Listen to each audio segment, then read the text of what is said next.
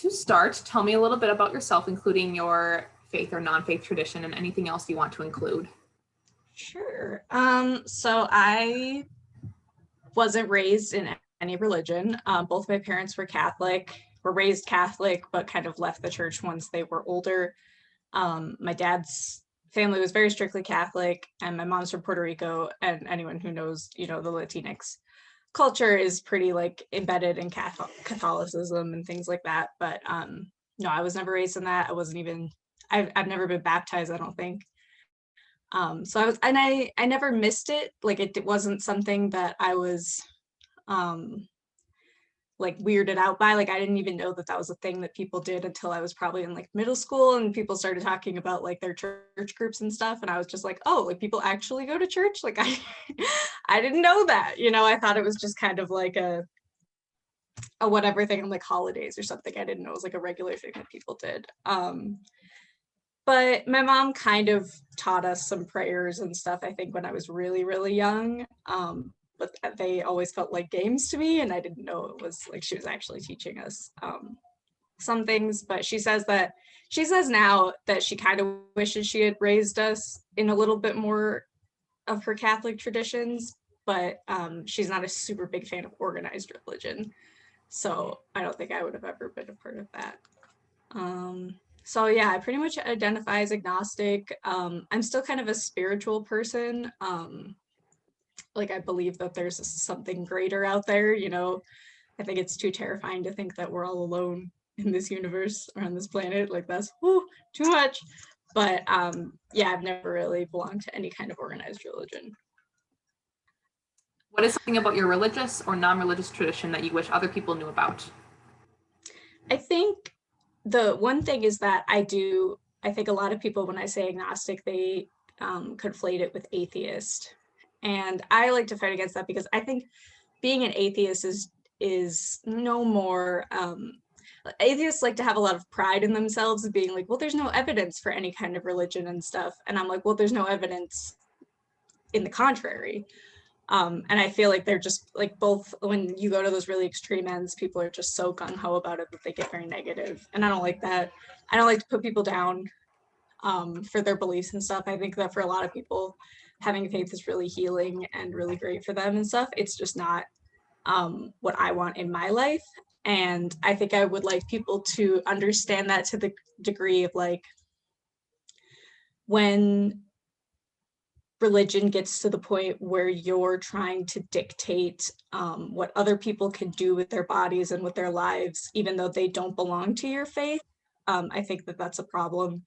I'm not a fan of dictating anyone else's things. Like I personally believe that if you believe in God and you believe he doesn't want you to have an abortion, like you should not have an abortion, but I don't want you to tell me that I can't have an abortion. I live in a body that could not support a baby. So like, but I still have like a sense of like a greater something out there. I do like to kind of at night, like I don't know if you want to call it meditate or whatever, but I just sometimes kind of like think about deeper things.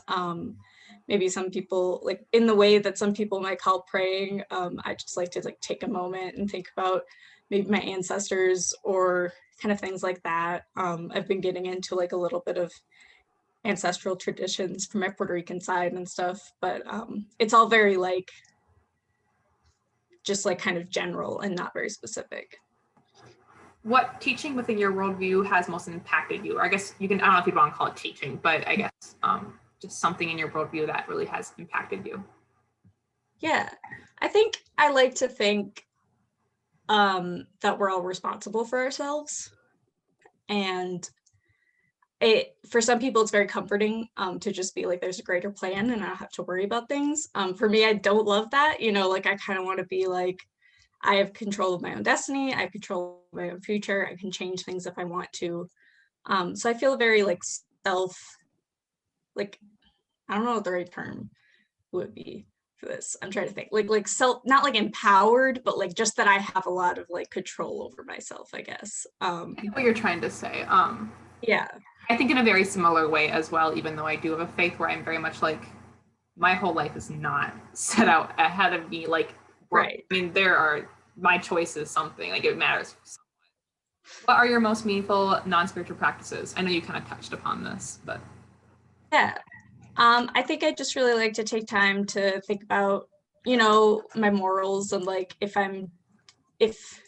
to take a moment to like reflect on if I've done something that I feel like, you know what, maybe that wasn't like a very good thing to do, and like why I don't think it was good, and like what I could have done better, and like, am I helping out people in my life? Am I, causing them stress and stuff? And I do a lot of that. I'm in therapy, so I do a lot of that in therapy too. I think therapy is a really great, for some people, I know that they say like they really feel like going to church and confession and prayer is their, like in whatever form that takes, is their therapy. I definitely swear by my therapist and just like actively talking every week about things.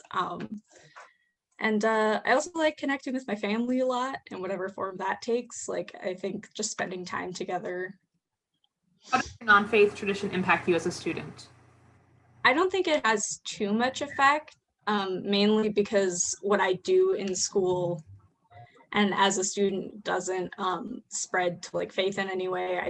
I'm not in any kind of organizations like that. I guess I would say I'm receptive to learning about a lot of different things. Like, I'm currently taking a class on like Jewish literature, and that involves learning a lot about like the Jewish faith and stuff. And I'm very open to that. And I don't want to make it sound like, if someone has faith and they're like, oh, well, they can't believe in science or something, because that's absolutely not the case. I think sometimes I see that like people are get a little caught up sometimes if they are learning something that they believe contradicts their faith. I know it can be stressful, and I just never had that experience, I guess. What is something about your personal faith or non-faith views that people have found surprising or just did not know? I think some people in my past have been surprised that I don't have a faith. I think sometimes the way I talk about things maybe makes it sound like I do. And I think it's just because, again, like I have my spirituality. Some people are like surprised that I was never baptized or anything. But for the most part, people are kind of like, once they get to know me, I think it's pretty clear that I have no knowledge of any religion and like specific practices. I miss like I there's a lot of things that go over my head. Sometimes I guess that might come up in my writing classes, because I don't understand like biblical allusions and things like that, because I've never read the Bible. And then some people are just like, oh, like, how do you not know that? And I'm just like, never went to church. And then they're like, oh, like, so I think maybe that, I guess, is kind of where it comes up. But other than that, people aren't usually surprised.